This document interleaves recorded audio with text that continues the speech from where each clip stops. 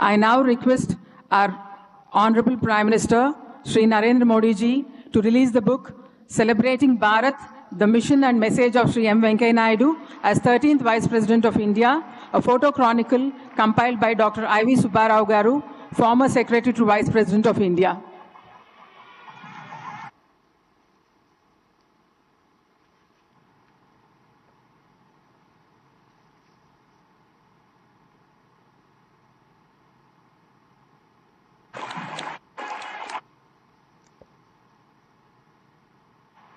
May I now request our Honorable Prime Minister to release the pictorial biography in Telugu titled Mahaneta, Life and Journey of Shri M. Venkaiah Naidu, authored by Shri Sanjay Kishore.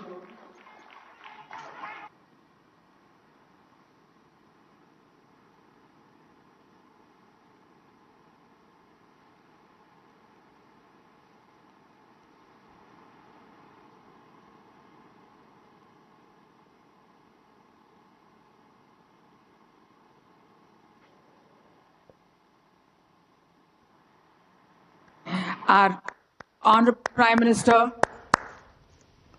Shri Narendra Modi ji's presence here has added to the grandeur of this special occasion. It's my singular honor to request him to deliver his address to the gathering. May I now request all of you to maintain silence in the decorum and request Honorable Prime Minister to please deliver his valuable address. Thank you, sir. नमस्कार। कार्यक्रम में उपस्थित और आज के कार्यक्रम के केंद्र बिंदु हमारे वरिष्ठ साथी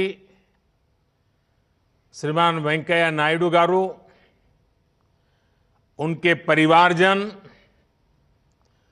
विभिन्न राज्यों के गवर्नर्स, अलग अलग राज्यों के मंत्री, अन्य सभी वरिष्ठ महानुभाव, देवी और सज्जनों, कल टुमारो 1 जुलाई को वेंकैया नायडू जी का जन्मदिन है। उनकी जीवन यात्रा को 75 वर्ष हो रहे हैं। ये 75 वर्ष असाधारण उपलब्धियों के रहे हैं। ये 75 वर्ष अद्भुत पड़ावों के रहे हैं। मुझे खुशी है कि आज मुझे उनकी बायोग्राफी साथ साथ 2 और पुस्तकें रिलीज करने का अवसर भी मिला है। मुझे विश्वास है ये पुस्तकें लोगों को प्रेरणा देगी, उन्हें राष्ट्र सेवा की सही दिशा दिखाएगी। साथियों, मुझे वेंकैया जी के साथ बहुत लंबे समय तक काम करने का अवसर मिला है। जब वो पार्टी के राष्ट्रीय अध्यक्ष थे, जब वो सरकार में कैबिनेट के वरिष्ठ सहयोगी थे, जब वो देश के उपराष्ट्रपति और राज्यसभा के सभापति थे, आप कल्पना कीजिए, एक सामान्य से गांव से निकलकर किसान परिवार का एक संतान बड़े बड़े दायित्वों को संभालने की ये इतनी लंबी यात्रा अनेक अनेक अनुभवों से भरी रही है। वेंकैया जी से मुझे भी और मेरे जैसे हजारों कार्यकर्ताओं को उनसे बहुत कुछ सीखने का मौका मिला है। साथियों, वेंकैया जी का जीवन, विचार, विजन और व्यक्तित्व की एक परफेक्ट झलक देता है। आज हम आंध्र और तेलंगाना में इतनी मजबूत स्थिति में है, लेकिन दशकों पहले वहां जनसंघ और भारतीय जनता पार्टी का कोई मजबूत आधार नहीं था। बावजूद उसके नायडू जी ने उस दौर में एबीवीपी के कार्यकर्ता के रूप में राष्ट्र प्रथम की भावना से देश के लिए कुछ न कुछ करने का मन बना लिया। बाद में वो जनसंघ में आए और अभी अभी कुछ दिन पहले ही कांग्रेस ने संविधान की प्रतिष्ठा को मिट्टी में मिलाकर के जो इमरजेंसी लगाई थी उसको 50 वर्ष हुए हैं। वेंकैया जी हमारे उन साथियों में थे जो इमरजेंसी के खिलाफ जी जान से लड़े और उस समय वेंकैया जी करीब करीब 17 महीने जेल में रहे थे। इसलिए मैं उन्हें इमरजेंसी की आग में तपा हुआ अपना एक पक्का साथी मानता हूं। साथियों, सत्ता सुख का नहीं, सेवा और संकल्पों की सिद्धि का माध्यम होती है। वेंकैया जी ने ये तब भी साबित किया जब उन्हें अटल बिहारी वाजपेयी जी की सरकार में शामिल होने का मौका मिला। वेंकैया जी का व्यक्तित्व हमारी पार्टी में काफी ऊंचा था और इसलिए स्वाभाविक रूप से जब मंत्रालय की बात होगी तो उनके लिए बहुत ही दुनिया में जरा जिसकी वाहवाही होती रहती है ऐसे डिपार्टमेंट का मन करेगा। वेंकैया जी जानते थे कि शायद मुझे ऐसा ही कोई मंत्रालय मिल जाएगा, तो वो सामने से गए और उन्होंने कहा कृपा करके मुझे ग्रामीण विकास मंत्रालय मिले तो अच्छा होगा। ये छोटी बात नहीं है। और वेंकैया जी ने ऐसा क्यों किया? इसलिए क्योंकि नायडू जी गांव, गरीब और किसान की सेवा करना चाहते थे। और ये विशेषता देखिए, शायद भारत में वो ऐसे मंत्री रहे जिन्होंने अटल जी के समय ग्रामीण विकास का काम किया और हमारे साथ कैबिनेट में एक वरिष्ठ साथी के रूप में शहरी विकास मंत्री के रूप में काम किया। यानी एक प्रकार से दोनों विधाओं में पारंगत। और उस काम, जिस प्रकार से उन्होंने उस काम को किया, अगर मैं उसके विषय में उनके अनेक इनिशिएटिव, उसके प्रति उनका समर्पण, भारत के आधुनिक शहरों की उनकी कल्पना, अगर मैं उसके विषय में कुछ कहने जाऊंगा तो कई घंटे निकल जाएंगे। वेंकैया जी के कार्यकाल में स्वच्छ Bharat mission, smart city mission और अमृत योजना जैसे अनेक अभियान शुरू हुए। साथियों, वेंकैया जी की बात हो और उनकी वाणी, उनकी वाक्पटुता, उनकी विटीनेस, अगर उसकी हम चर्चा न करें तो शायद हमारी बात अधूरी रह जाएगी। वेंकैया जी की अलर्टनेस, उनकी स्पॉन्टिनिटी, उनकी क्विक काउंटर वीट, उनके वन लाइनर्स, मैं समझता हूं उसका कोई मुकाबला नहीं है। मुझे याद है जब वाजपेयी जी की गठबंधन सरकार थी तो वेंकैया जी का ऐलान था,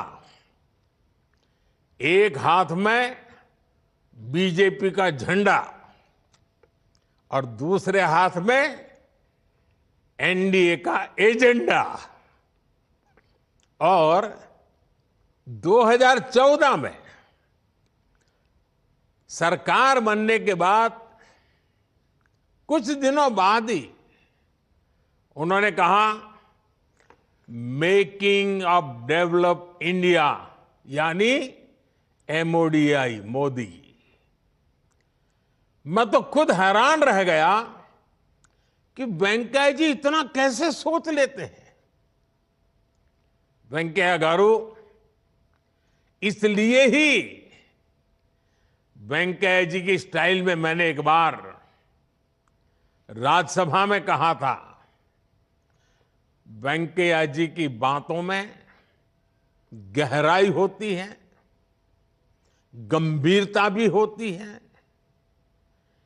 इनकी वाणी में विजन भी होता है और वीट भी होता है, वार्मथ भी होता है और विजडम भी होता है। साथियों, अपनी इसी खास स्टाइल के साथ आप जितने समय राज्यसभा के सभापति रहे, आपने सदन को पॉजिटिविटी से भरपूर रखा। आपके कार्यकाल में सदन ने कितने ही ऐतिहासिक फैसले लिए। पूरे देश ने देखा था, जम्मू कश्मीर से 370 हटाने का बिल लोकसभा की जगह पहले राज्यसभा में पेश हुआ था। और आप जानते हैं, उस समय राज्यसभा में हमारे पास बहुमत नहीं था, लेकिन 370 हटाने का बिल राज्यसभा में आन बान शान के साथ बहुमत से पारित हुआ था। इसमें कई साथियों, पार्टियों और सांसदों की भूमिका तो थी ही, लेकिन ऐसे संवेदनशील मौके पर सदन को सुचारू रूप से चलाने के लिए वेंकैया जी जैसा अनुभवी नेतृत्व भी उतना ही जरूरी था। आपने इस देश की, इस लोकतंत्र की ऐसी अनगिनत सेवाएं की है। वेंकैया गारू, मैं ईश्वर से कामना करता हूं, आप ऐसे ही स्वस्थ और सक्रिय रहते हुए दीर्घ काल तक हम सबका मार्गदर्शन करते रहे। और आपने देखा होगा, बहुत कम लोग जानते होंगे, वेंकैया जी बहुत ही इमोशनल व्यक्ति है। जब हम गुजरात में काम करते थे, वेंकैया जी जब आते थे, अगर कुछ ऐसी घटनाएं घटती थी तो वो सबसे ज्यादा पीड़ित नजर आते थे। वे निर्णायक रहते हैं। और आज ये भारतीय जनता पार्टी का विशाल जो वटवृक्ष दिखता है ना, उसमें वेंकैया गारू जैसे लाखों कार्यकर्ताओं, तीन तीन चार चार पीढ़ी भारत मां की जय इसी एक संकल्प को लेकर खपती रही है, तब जाकर के आज ये विशाल वटवृक्ष पनपा है। वेंकैया जी जैसे उनकी तुकबंदी के कारण ध्यान आकर्षित करते थे, वैसे हमारे वेंकैया जी खिलाने के भी उतने ही शौकीन रहे हैं। मकर संक्रांति पर दिल्ली में उनके निवास पर पूरे दिल्ली का हुज हू और एक प्रकार से पूरा तेलुगु फेस्टिवल, कभी कभी पूरा साउथ इंडियन फेस्टिवल, शायद अगर किसी साल न हो पाए तो हर कोई याद करता है, अरे वेंकैया जी कहीं बाहर तो नहीं है। इतना हरे के मन में मकर संक्रांति का उत्सव बहुत ही, यानी वेंकैया जी की जो सहज जीवन की प्रक्रियाएं हैं उससे भी हम लोग भली भांति परिचित है। मैं तो देखता हूं आज भी कोई भी अच्छी खबर उनके कान पे आ जाए, कोई भी अच्छी घटना उनके नजर आ जाए, शायद ही कभी वो फोन करना भूलते हो, और वो इतने भाव विभोर होकर खुशी व्यक्त करते हैं। हम जैसे लोगों को उससे एक बड़ी प्रेरणा मिलती है, उत्साह मिलता है, उमंग मिलता है। और इसलिए वेंकैया जी का जीवन आने वाली पीढ़ियों के लिए और सार्वजनिक जीवन में काम करना जो चाहते हैं ऐसे नौजवानों के लिए बहुत ही प्रेरक है, उत्तम मार्गदर्शन देने वाला है। और ये जो तीनों किताबें हैं, उन तीनों किताबें अपने आप में, किताब को देखते ही उनकी जर्नी का हमें पता चलता है, हम भी उसकी यात्रा में जुड़ जाते हैं। एक के बाद एक घटना प्रवाह से हम अपने आप को अनुबंध कर लेते हैं। साथियों, आपको शायद याद होगा, एक बार मैंने राज्यसभा में श्रीमान वेंकैया गारू के लिए कुछ पंक्तियां कही थी। राज्यसभा में जो कहा था, मैं आज फिर उन्हें दोहराना चाहता हूं। अमल करो ऐसा अमन में, अमल करो ऐसा अमन में, जहां से गुजरे तुम्हारी नजरें, जहां से गुजरे तुम्हारी नजरें, उधर से तुम्हें सलाम आए। आपका व्यक्तित्व ऐसा ही है। एक बार फिर आपको 75 वर्ष की यात्रा, और मैं तो याद है हमारे एक मित्र हैं, कभी उनको मैंने एक बार फोन करके पूछा, भाई कितने साल हो गए, कितने, क्योंकि उनका भी 75वां जन्मदिन था। तो मैंने उनको ऐसे ही फोन किया, तो उस साथी ने मुझे ये नहीं बताया उनके 75 साल हुए हैं। उन्होंने मुझे जवाब दिया, मैंने कहा भाई क्या कितने साल हो गए? नहीं, बोले अभी 25 बाकी है। देखने का ये नजरिया है। मैं भी आज 75 वर्ष के आपके यात्रा जिस पड़ाव पर पहुंची है, और जब आप शताब्दी मनाएंगे तब देश 2047 में विकसित भारत आजादी की शताब्दी मनाता होगा। आपको जन्मदिन की बहुत बहुत शुभकामनाएं, बहुत बहुत बधाई। आपके परिवारजनों को भी आपकी सफलता में उनका जो योगदान रहा है, कंधे से कंधा मिला करके, और कहीं छा जाने की कोशिश नहीं, एक मुख्य सेवक की तरह सबने काम किया है। मैं आपके परिवार के सब लोगों को बहुत बहुत बधाई देता हूं, बहुत बहुत शुभकामनाएं देता हूं। आपका बहुत बहुत धन्यवाद।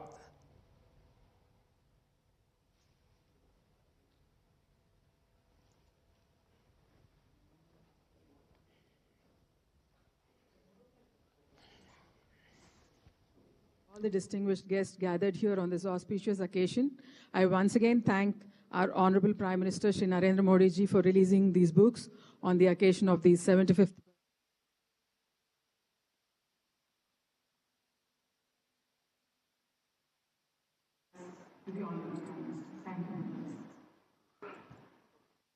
प्रधानमंत्री श्री नरेंद्र भाई मोदी जी, आपको बहुत बहुत धन्यवाद। आपने अपना व्यस्त समय में कुछ समय निकालकर मेरा 75th ये पंचसप्तती के अवसर पर आपने मेरे बारे में जो लिखा है 3 पुस्तक, इन तीनों पुस्तकों को आपने विमोचन किया है। आपको बहुत बहुत धन्यवाद। I don't want to take much of your time, Prime Minister. You are doing a good work. Continue it with all the vigor and might. I know that you have taken a lot of initiatives for the welfare of the downtrodden, taking care of the suppressed, oppressed and depressed people, taking care of the rural people, taking care of the women folk, taking care of the different regions of the country. You have done an excellent work.